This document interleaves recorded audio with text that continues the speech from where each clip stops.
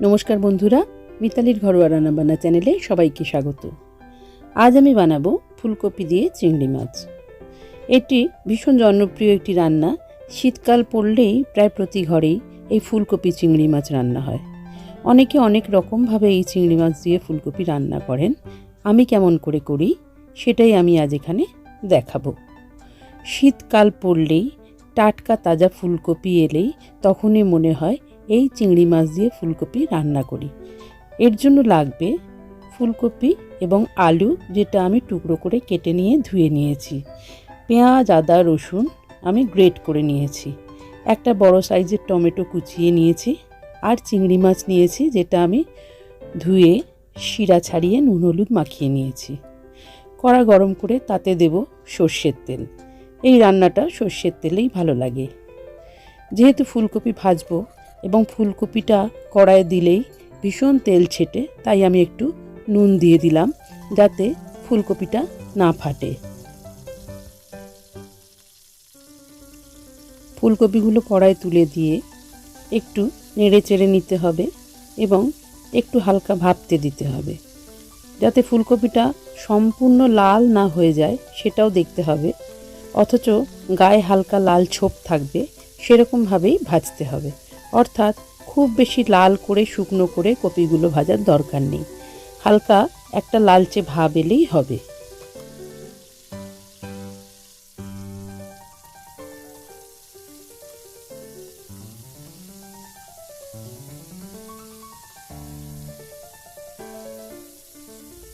দেখুন, ফুলকপির গাগুলো হালকা লালচে লালচে হয়ে গেছে, অথচ শুকিয়ে যায়নি। এবার আমি কপিগুলোকে এক এক করে তুলে নিচ্ছি। এবার ওই একই তেলে আলুর টুকরোগুলোকেও আমি লাল লাল করে ভেজে নেব।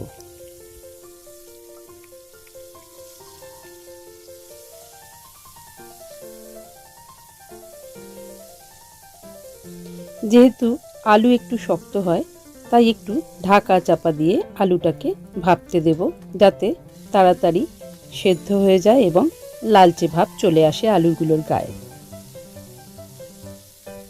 এই ফাঁকে বলে রাখি, আমার এই রান্নাটা যদি আপনাদের ভালো লেগে থাকে বন্ধুরা, তাহলে আমার চ্যানেলটাকে সাবস্ক্রাইব করে নিতে ভুলবেন না।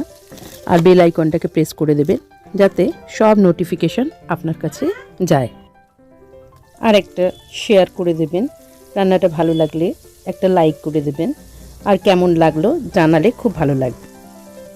দেখুন, কথা বলতে বলতে আলুগুলো ভাজা হয়ে গেল, গাগুলো হালকা লালচে লালচে হয়ে গেছে।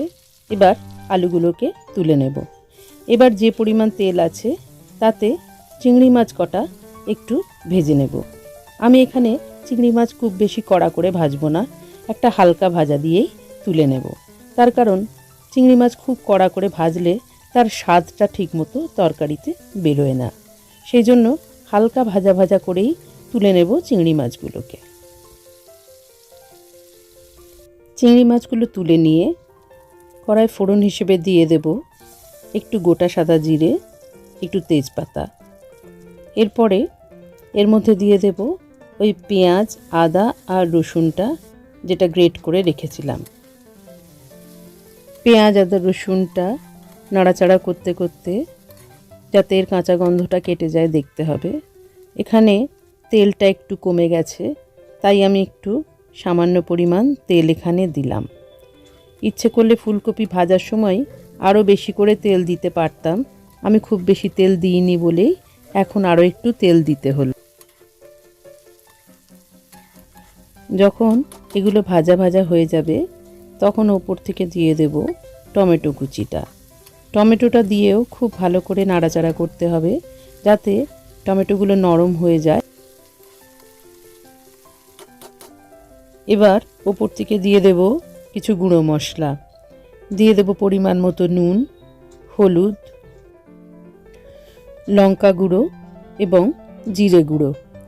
খুব বেশি মশলা আমি এখানে দেব না, সাধারণ ঘরে থাকা মশলা দিয়েই রান্নাটা করব, কিন্তু অসাধারণ স্বাদ হবে।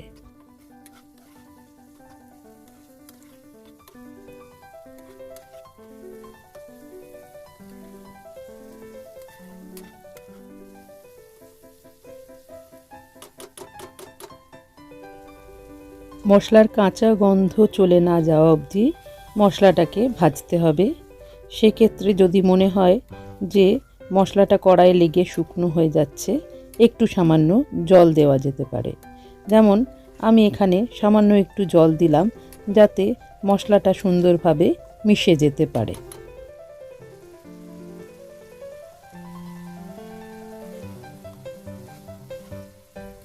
মশলাটা ভাজা ভাজা হয়ে গেছে এবং টমেটোগুলোও গলে গেছে দেখুন। এবার যখন ওপর থেকে তেল ছেড়ে আসবে, তখন বুঝতে হবে মশলাটা সম্পূর্ণ ভাজা হয়ে গেছে। এবার ওপর থেকে দিয়ে দেব আগে থেকে ভেজে রাখা ফুলকপি এবং আলুগুলো। ফুলকপি এবং আলুগুলোর গায়েও মশলা ভালো করে মাখাতে হবে, যাতে প্রত্যেকটা কপি এবং আলুর গায়ে মশলাটা ঠিকঠাক মেখে যায়।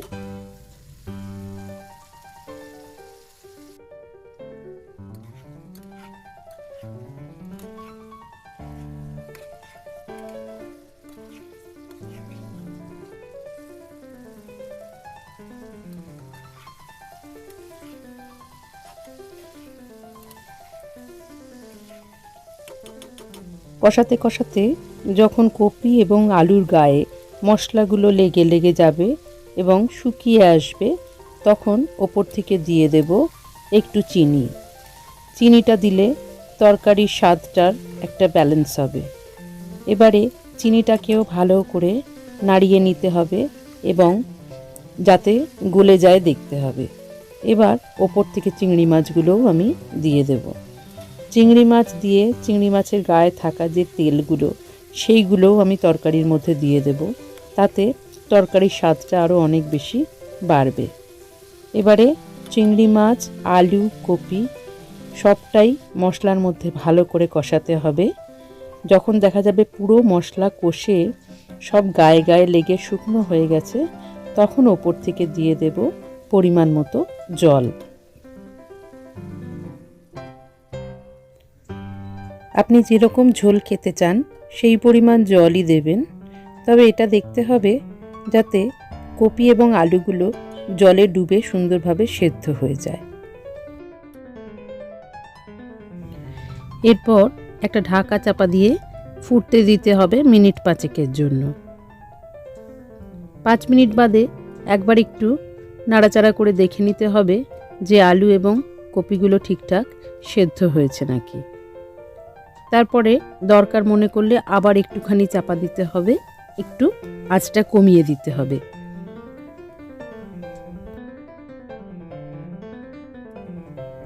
দেখুন ঝোলটা অনেকটা মরে এসেছে, অর্থাৎ গ্রেভিটা অনেক কমে গেছে এবং আলুগুলো সেদ্ধও হয়ে গেছে। এই পর্যায়ে ওপর থেকে দিয়ে দেব একটু গরম মশলার গুঁড়ো। এই রান্নায় গরম মশলার গুঁড়োটা খুবই জরুরি। মনে করলে এর সঙ্গে একটু ঘিও দিতে পারেন, যদিও আমি এখানে ঘি দেব না। তার বদলে আমি এখানে দেব কিছুটা তাজা ধনেপাতা, কারণ শীতকালে ধনেপাতার গন্ধ দিলে তরকারির স্বাদই আলাদা হয়ে যায়। গন্ধটা তো থাকেই সুন্দর, তার সঙ্গে স্বাদটাও অসাধারণ লাগে। আপনি ইচ্ছে করলে ধনেপাতা না দিয়ে ঘিও দিতে পারেন। ধনেপাতাটা দেবার পর আঁচ একদম কমিয়ে দিয়ে মিনিট 2 ফোটালেই তৈরি হয়ে যাবে ফুলকপি চিংড়ি মাছ। অসাধারণ স্বাদের এই ফুলকপি চিংড়ি মাছ আপনি পোলাও, ফ্রাইড রাইস, গরম ভাত, রুটি সব কিছু দিয়েই পরিবেশন করতে পারবেন। সবাইয়ের ভীষণ ভালো লাগবে, এটা আমি কথা দিতে পারি। তাহলে আজই অতি সহজে বানিয়ে ফেলুন ফুলকপি দিয়ে চিংড়ি মাছ।